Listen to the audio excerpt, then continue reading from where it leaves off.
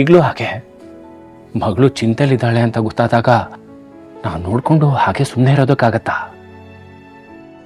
ಶಿವಂಗೆ ಅಭಿಷೇಕ, ನಾರಾಯಣಂಗೆ ಅಲಂಕಾರ ಮಾಡಿದಾಗಲೇ ತಾನೇ ನಮಗೆ ತೃಪ್ತಿ ಸಿಗೋದು. ಹಾಗೆ ಮಕ್ಕಳು ಮನೆಯಲ್ಲಿ ನಗ್ತಾ ನಗ್ತಾ ಇದ್ರೆ ಮಾತ್ರ ತಂದೆಗೆ ಖುಷಿ ಸಿಗೋದು. ಹೇಳು ಮಗಳೇ, ಏನಾಯ್ತು?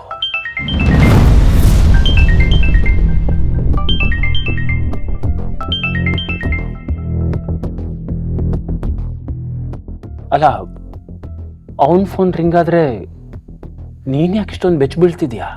ಏನೂ ಇಲ್ಲಪ್ಪ, ಅದು ಸಡನ್ ಆಗಿ ಸೌಂಡ್ ಬಂತಲ್ಲ ಅದಕ್ಕೆ. ಮೇಘ, ನಿಂಗೆ ಫೋನ್ ರಿಂಗ್ ಆಗೋ ಸೌಂಡ್ ಭಯ ಅಂತ ಗೊತ್ತಿದ್ದಿದ್ರೆ ಮೊದಲೇ ಇನ್ನಷ್ಟು ಆಟ ಆಡಿಸ್ತಿದ್ದೆ. ತರ್ಲೆ ಸುಮ್ನಿರ. ನಳಿನಿ, ಹೋಗಿ ಊಟ ಬಡಿಸ್ಕೊಂಬ. ಅಪ್ಪ, ನನಗೆ ಹಸಿವಿಲ್ಲ, ಊಟ ಬೇಡಪ್ಪ. ನೀನು ಬೆಳಗ್ಗಿಂದ ಸರಿಯಾಗಿ ಏನು ತಿಂದಿಲ್ಲ ಅಂತ ನನಗೆ ಗೊತ್ತು. ನೀನೀಗ ಊಟ ಮಾಡಬೇಕು ಅಷ್ಟೇ. ನಾನೇ ತಿನ್ನಿಸ್ತೇನೆ.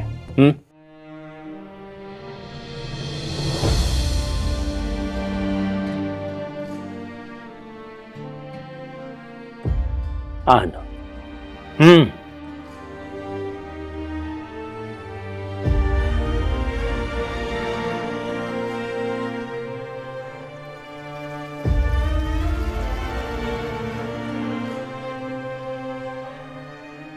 ಆಹಾ, ಏನು ಅದೃಷ್ಟನೇ ಮೇಘ ನಿಂದು.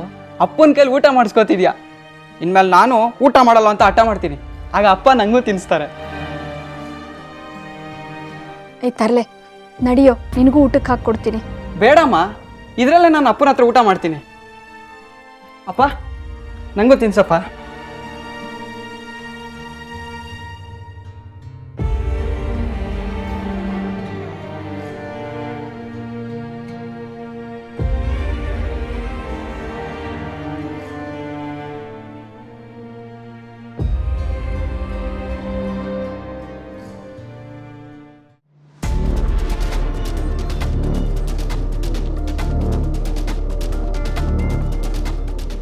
ಗೊಂಬೆ,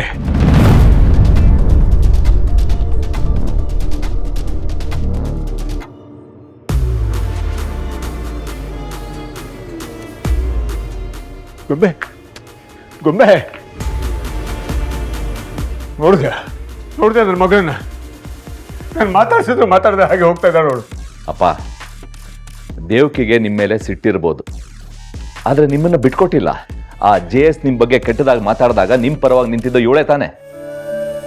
ಇವಳು ಒಂದೊಂದು ಮಾತು ಆ JS ಎದಕ್ಕೆ ಚುಚ್ತಾ ಇತ್ತು. ಇವಳು ನಿಮ್ಮ ಮಗಳಪ್ಪ, ನಿಮ್ಮನ್ನು ಯಾವತ್ತೂ ಬಿಟ್ಕೊಡೋದಿಲ್ಲ. ಇವಳನ್ನ ನಿಮ್ಮ ವೀಕ್ನೆಸ್ ಅನ್ಕೊಂಡಿದ್ರಿ, ಆದರೆ ದೇವಕ್ಕೆ ನಿಮ್ಮ ವೀಕ್ನೆಸ್ ಅಲ್ಲ, ನಿಮ್ಮ ಸ್ಟ್ರೆಂತ್ ಅಂತ ಪ್ರೂವ್ ಮಾಡಿಬಿಟ್ಲು.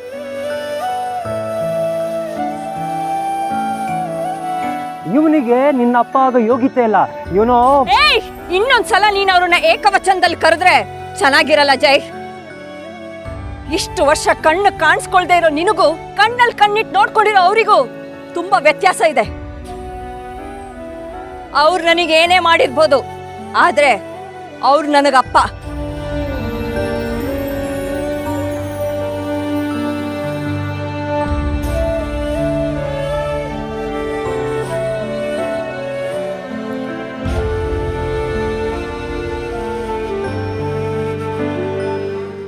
ಅಪ್ಪ,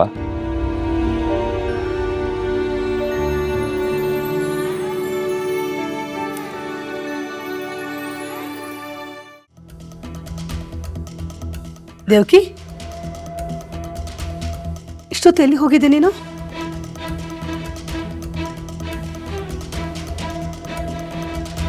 ದೇವಕಿ, ಯಾಕೆ ಹೇಗಿದೀಯಾ?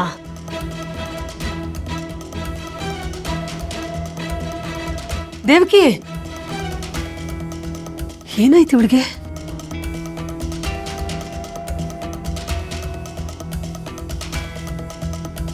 ರೀ, ದೇವಕಿಗೇನಾಯ್ತು? ನಾನು ಮಾತಾಡ್ತಾನೆ ಇದ್ದೀನಿ, ಏನು ಹೇಳಿದೆ ಹಾಗೆ ಹೊರಟೋದ್ಲು. ಅಮ್ಮ, ಅದು ಒಂದು ಬಿಸ್ನೆಸ್ ಮೀಟಿಂಗ್ ಇತ್ತು, ಅಲ್ಲಿ ಸಿಕ್ಕಾಪಟ್ಟೆ ಆರ್ಗ್ಯುಮೆಂಟ್ಸ್ ಆಯಿತು. ಹಾಗಾಗಿ ಅವಳು ತುಂಬ ಟಯರ್ಡ್ ಆಗಿದ್ದಾಳೆ. ಸ್ವಲ್ಪ ರೆಸ್ಟ್ ತಗೊಳ್ಳಿ ಬಿಡಿ. ಇಲ್ಲ ರೀ, ಅವಳು ಹೋಗಿದ್ದ ರೀತಿ ನೋಡಿದ್ರೆ ಸುಸ್ತಾಗಿರೋ ಥರ ಇರಲಿಲ್ಲ. ಏನೋ ಆಗಬಾರದಾಗಿದೆ ಅನ್ನೋ ಥರ ಇದ್ಲು.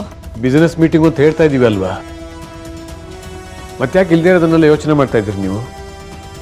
ದೇವಕಿಗೆ ಮಾತ್ರ ಅಲ್ಲ, ನಮಗೂ ಸುಸ್ತಾಗಿದೆ. ಈಗ ನಮ್ಮನ್ನು ನೋಡಿದ್ರು ಆಗಬಾರ್ದಾಗಿದೆ ಅಂತಲೇ ಅನಿಸ್ತಾ ಇದೆ ನಿಮಗೆ.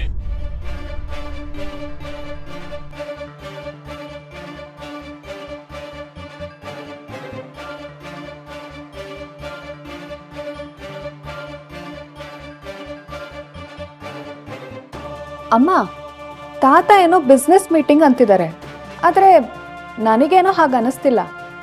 ಅಲ್ಲ, ನಾವು ಆಟ ಆಡುವಾಗ ಅವ್ರು ನಮ್ಮ ಜೊತೆನೇ ಇದ್ರು ತಾನೆ, ಮತ್ತೆ ಯಾವಾಗ ಹೋಗಿ ಮೀಟಿಂಗ್ ಅಟೆಂಡ್ ಮಾಡಿದ್ರು? ನನಗೂ ಅದೇ ಡೌಟ್ ಕಣೆ ಶೋಭೆ. ವಿಮಲಾ ಹೇಳ್ದ ಹಾಗೆ ಇಲ್ಲಿ ಏನೋ ನಡೀತಾ ಇದೆ. ಕೇಳಿದ್ರೆ ಮರ್ಯಾದೆ ಹೋಗುತ್ತೆ ಅಂತ ಸುಮ್ಮನೆ ತೇಪೆ ಹಾಕ್ತಿದ್ದಾರೆ ಅನ್ಸುತ್ತೆ.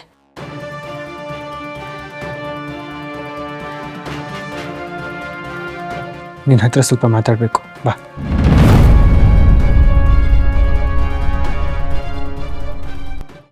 ವಿಮಲಾ, ಆದಿ ಯಾಕೆ ಆ ಲಕ್ಷ್ಮಿನ ಆ ಥರ ಹೇಳ್ಕೊಂಡು ಹೋದ? ನಾನು ಹೋಗಿ ವಿಚಾರಿಸ್ತೀನಿ. ವಿಮಲಾ, ಅವರಿಬ್ಬರದು ಏನೋ ಇರುತ್ತೆ, ನೀನು ಯಾಕೆ ಮಧ್ಯೆ ಹೋಗ್ತೀಯಾ? ಏನೋ ದೇವ್ರಿಗೆ ದೀಪ ಹಚ್ಚು. ನಂಗೆ ತುಂಬ ಸುಸ್ತಾಗ್ತಿದೆ, ನಾನು ಸ್ವಲ್ಪ ರೂಮಲ್ಲಿ ಕೂತ್ಕೊಂಡು ಧ್ಯಾನ ಮಾಡ್ತೀನಿ.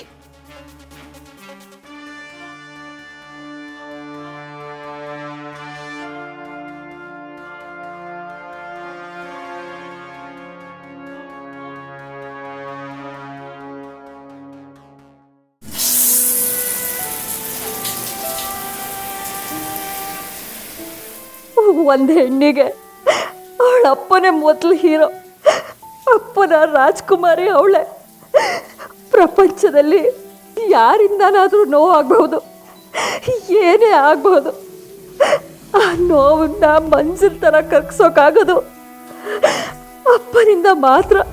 ಅಥವಾ ಮುಂದೆ ಅವಳನ್ನ ಮದುವೆ ಆಗೋ ಹುಡುಗನೋ, ಅಥವಾ ಅವಳ ಜೀವನದಲ್ಲಿ ಪ್ರೀತಿಸುವಂತ ಬರ್ತಾನಲ್ಲ ಹುಡುಗ, ಅವನು.